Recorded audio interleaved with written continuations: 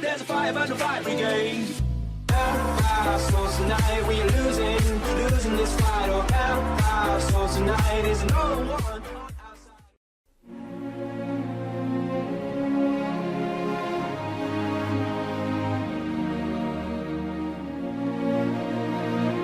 Vítejte, já jsem Klaury a dneska z toho mého dalšího videjka. Tentokrát to máme takový menší opening v League of Legends. Máme tady 11 truhlíček, to aktualizaci, co přidali vlastně v tady těch truhlách, že můžete získat různý skiny, šampiony, skiny na totemy a všechno možný. Myslím si, že to je hodně, ale hodně dobrá aktualizace a že to je strašně užitečný tady v tom lolku. Takže si myslím, že to je hodně užitečný a jen tak jsem si koupil 11 truhlíček, říkám, doufám, že mi něco padne dobrýho, takže uvidíme, co tam teda padne a já bych to nezdržoval a rovnou bych se na to vrhl. Takže první truhla a co nám z toho padne, skin na Blitzcranka, no moc supporty nehraju, takže, ale je to určitě pěkný skin, to si nemůžu stěžovat a je to dokonce epický skin. Mám tady teda Kaylu na legendární skin a jak si muse na Jaxe. To bylo z těch čestek, co mi padly, vlastně to jsem si ani nekupoval, takže to je jen tak pro zajímavost. No a z druhé truhly nám teda, co nám padne? Legendární skin na Olafa, tak to je taky pěkný, tak zatím jsem spokojený, i když je to spíš na čempy, který moc nehraju. Mohlo by to být lepší, nezlobil bych se, kdyby nám spadl nějaký skin na Annie, určitě všichni víme, jaký myslím.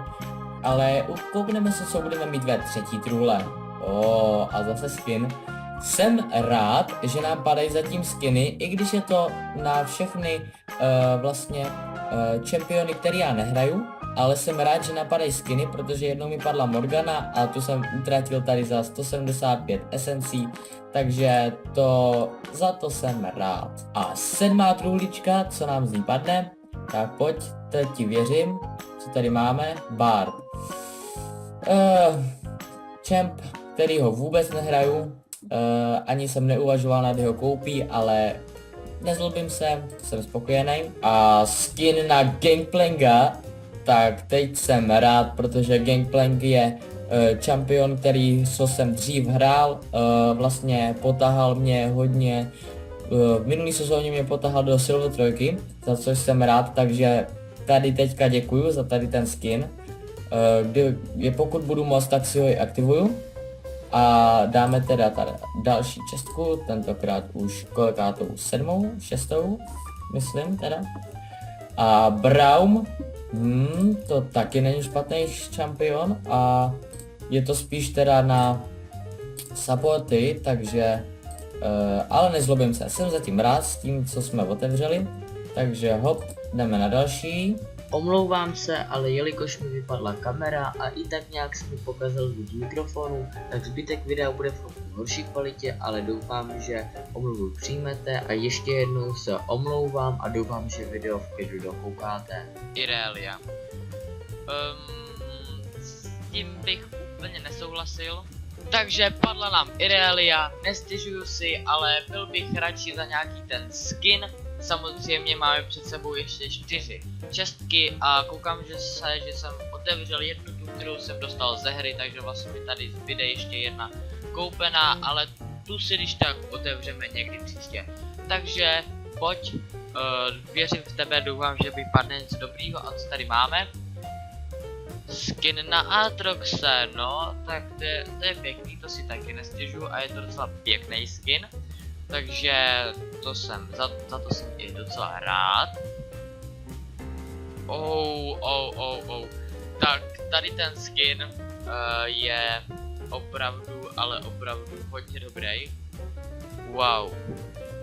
Škoda, že je na Singeda, to jsem možná kapu kapu víc nerad. Veigar je taky hodně dobrý champ. Takže pěkný a navíc je tohle i pěkný skin. A pozor, Gemstone napadnul. No, tak to se nezlobím, ještě 9, kterých bohužel už nenazbíráme. Bylo to 11 čestek, no. za ten jeden jsem aspoň rád. Ale pěkný, máme aspoň jeden, to se možná nashromáží. Takže poslední truhla, doufám, že nám z ní něco dobrýho padne. A 3, 2, 1, teď.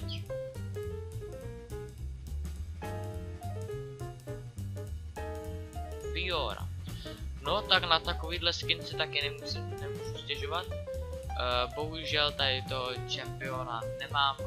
Fiora je hodně dobrá a tady ty dva skiny, které tady mám a který jsem docela i líběj, tak ty bohužel nemám, ale přemýšlím, že bych si nějak zaktivoval tady skin na Gangplanka, protože vlastně na Gangplanka mám jenom ten kapitán Gangplank skin a vím, že Galia třeba vůbec nikdy nebudu hrát, tak aspoň teda to doufám.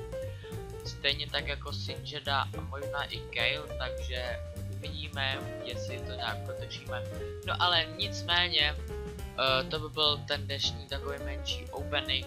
Budu moc rád za každý like, odběr, subscribe, sdílení, samozřejmě potěší i nějaký pěkný komentář. Z tady toho videjka to teda bude už úplně všechno a uvidíme se u nějakého dalšího videjka, takže ahoj! To my heartbeats.